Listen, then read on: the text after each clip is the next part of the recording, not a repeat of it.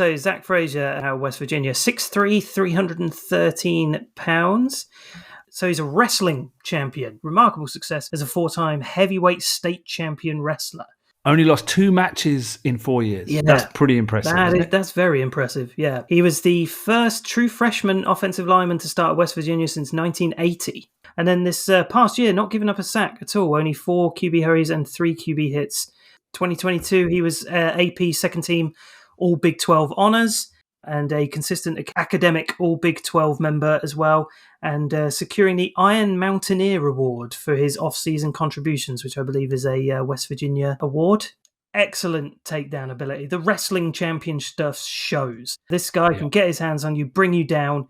I think he's a really good communicator. You can see him cross the line, taking command of that line. I think his physicality is great. I think he's patient, pass protection as well. The takedown ability, the hands and the finishing that this guy does is really, really good to see. Now, he's not the explosive type. He's not the guy who really blows into the second level like your JPJ or your Van Pran. He's not a dynamic mover really at all. He's sharp, but he's not really hyper speedy or anything like that. It's going to be very much kind of first level protection. Guy comes towards you, just going to take you down. That's that sort of guy. So I imagine there's probably going to be 2 things that you're not liking about him, and maybe there's more. Are there any size concerns? Well, he definitely lacks length. Yeah, with the lack of length comes this little bit of overreaching as well. I think he's susceptible to a little bit of overreaching. But I'm still really high on this guy, and I'm really intrigued to see why you guys aren't. I think he's a really, really solid piece. Got him as a +1. He is simply not dominant against defensive interior.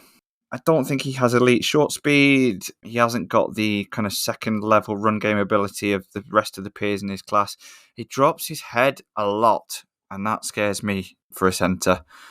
There are snaps on tape where he just gets driven back towards the quarterback. He's got good kind of lateral quickness, athleticism off the snap. Knee bend and ankle look okay. He has the ability to wrestle guys kind of sideways some of the time. But just that going backwards ability in pass protection, that scares me. That really scares me. It's a weird one, that. I don't like him in pass protection. That's exactly why I don't like him. It's exactly the same. You nailed it. Okay, cool. But then you read the scout reports and they talk about a good anchor.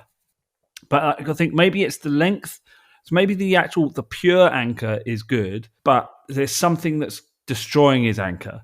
And I wonder if it's the length. I watched the Penn State game. I just thought that game, he just seemed to get driven back over and over and over again. Didn't like his balance. And I put here, looks like another Mason Kroll / Kendrick Green that's just going to get driven back into your quarterback. He just looks like a guy that's surviving out there in pass protection in college. At the next level, it's going to be tricky for him. But I must say, the other games I watched, he did look a little bit better in pass protection. So maybe it was just that particular front.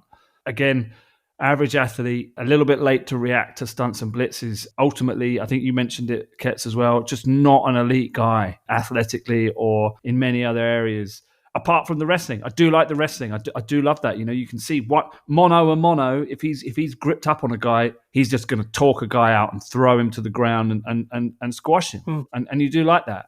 Yeah. And he seems to have the football IQ side down. You know, consistent sort of production at center. So I don't know. I mean, if they draft this guy, obviously, yeah, I'll be on board. But at the moment, I'm a -1. So you're both -1, and I'm a +1.